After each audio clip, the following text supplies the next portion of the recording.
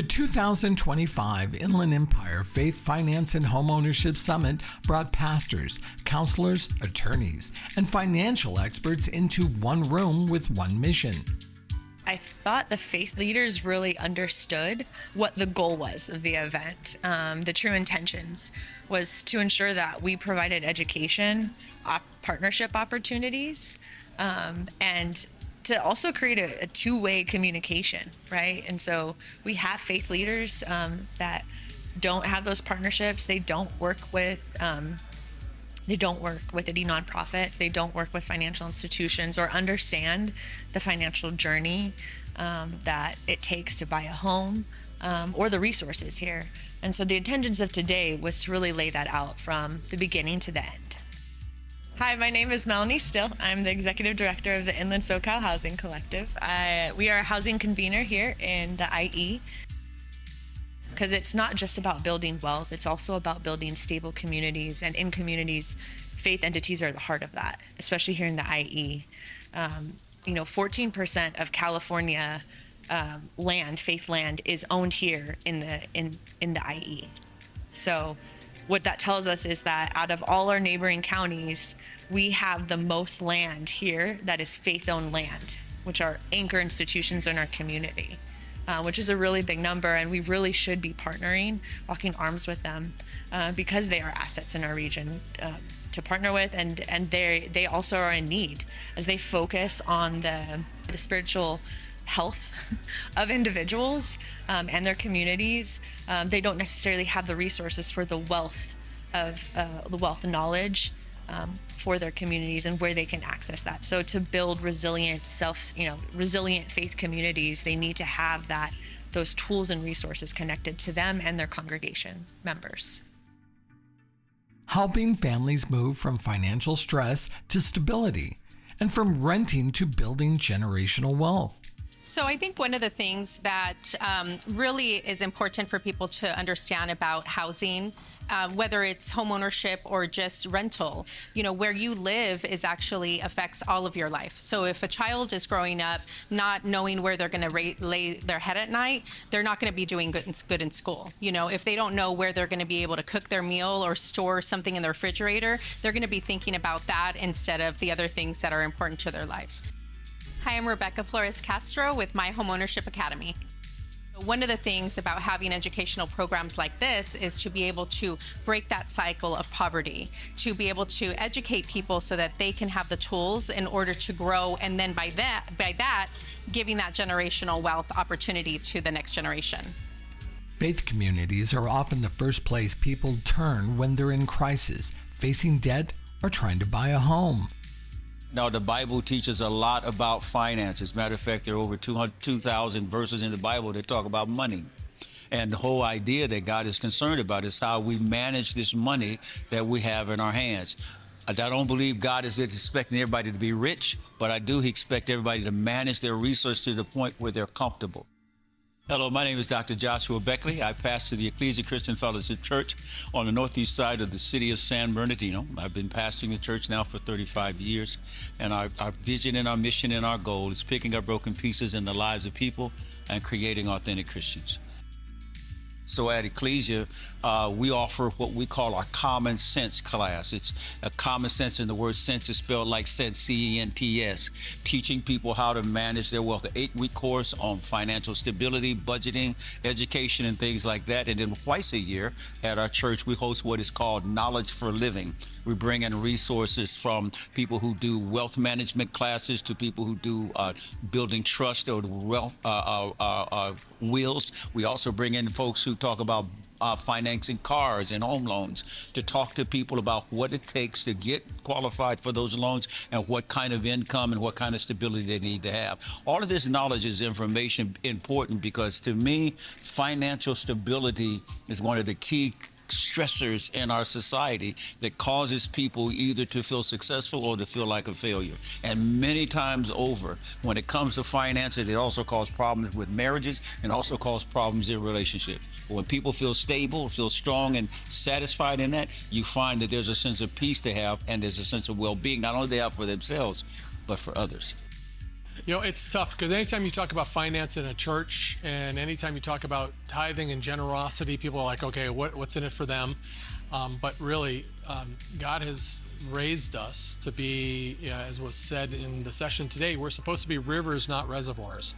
It's not a matter of, and I say this in my class, it's not the guy who dies with the most toys wins. It's the person who leaves a legacy. And I've seen in my life, I've seen in countless lives across our church that the more faithful you are to God, the more he entrusts back to you. And you steward well, he gives you more to steward. And that could be money, that could be people, ministry, opportunity. Hi, my name is Mark Noemi. I'm the Senior Director of Development and Strategic Ministry Projects at Water of Life Community Church. Young lady came in, part of Dave Ramsey's program is you cut up your credit cards. So week 2, you're walking to the altar to cut up the credit cards. And she walked up, she cut up half of her credit cards, went back and sat down.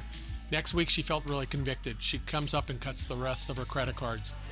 2 weeks after doing that, after that walk of faith, she gets a call from the IRS. She and her husband were battling the IRS.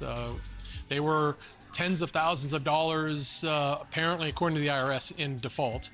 And the IRS calls them back and says, sorry, we were wrong. We actually owe you thousands of dollars. And in that one transaction, the IRS paid them money. They were able to pay off 5 of the 7 credit cards she cut off.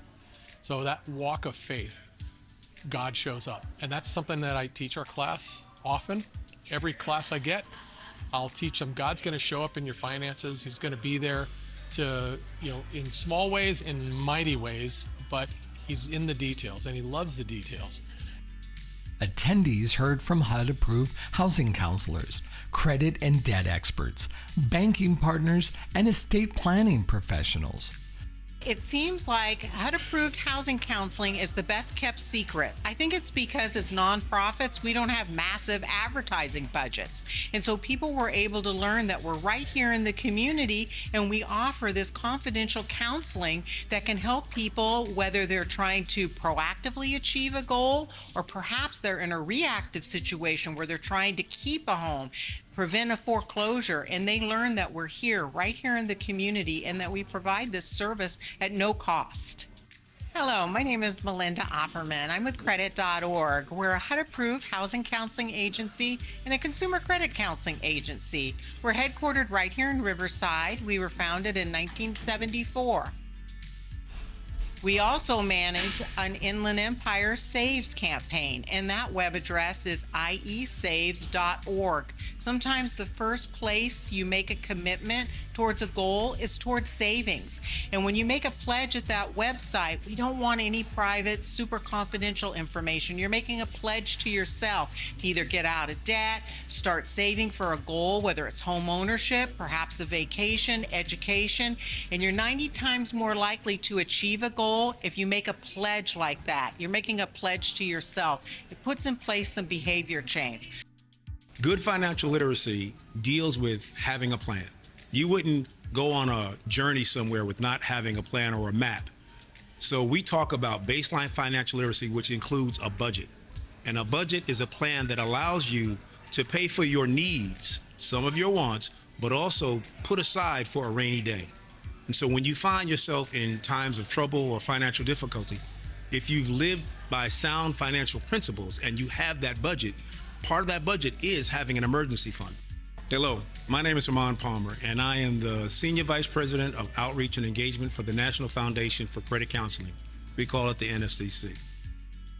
Speakers shared personal stories of debt, struggle, and breakthrough, and reminded participants that homeownership is still one of the most powerful paths to building and retaining wealth in America. We know that homeownership is the American dream, and it's the dream for all Americans. I don't care what your background is. It's the American dream, one, because it gives you control. And it also, we know it's the fastest way to build wealth within this nation. When you buy a home, the value of that home appreciates over time. The difference between home ownership and renting is that when you buy a home and you pay your mortgage, you are building equity, wealth for you and your family. When you rent, you are not building equity. Well, you're not building your equity, you're building equity for your landlord. And we would rather build equity for ourselves than someone else who's a complete stranger. Topics range from budgeting and safe banking access to home buyer education and reverse mortgage counseling to wills, trust, and protecting what you've worked so hard to build. There are a lot of people using their cell phone as their bank. They don't have the same protections that a traditional account would have. And there are a lot of people using cash, even though it's less and less. They feel more comfortable just having the cash versus an invisible dollar that's out there in a mythical account online somewhere. But it limits their ability to grow a business if they're trying to grow a business, limits their ability to purchase even an affordable home from a place like Habitat for Humanity. Hello, my name is Jay Miller, and I'm the Associate Director with the Inland SoCal Housing Collective, and I work with Melanie Steele to help bring initiatives improving wealth building and preservation, as well as financial account access in the Inland Empire. So the Reverse Mortgage Academy, it's first base, right? So we kind of educate them to give them an understanding of how the process works, eligibility factors, things like that, where they get this information from a trusted source that don't have any concessions or anything involved into that, right? So at least before they even talk to a lender or anybody, or realtor or anybody, they have at least to be comfortable and have some insight of how the process works.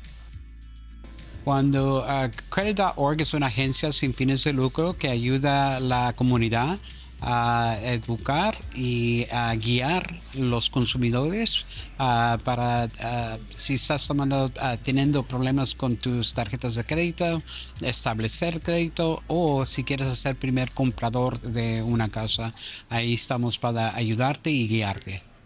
One thing I think is imperative is just one, that people even understand what their estate is, what comprises it, what assets do they own that make up their estate, essentially. And once they have that information, determining what are the best ways to make sure that everything that they've worked so hard to amass can be distributed in ways that they want. It's that if you don't know what you have, though, you can't move on to that next piece. And so a large part of my process is talking to people and figuring out what their goals are, what their family structures are like, what concerns they might have. And then once I have that information about them personally, then we can look at how we can use estate planning tools like trust to help meet their needs. What I will tell you is this event, Faith, Finance, and Homeownership, is just the beginning. We are here to build a collaboration between financial services, nonprofits, and the faith community to help each other know what's available, where we are, what we do, but also to start the conversations, to start the business model building so that we can build awareness and engagement by the community so that people can be connected in times of triumph and trouble. Inland Empire families can access real help today. To learn more about the summit, connect with participating organizations, and explore resources for your own financial journey, visit Inland SoCal Housing Collective.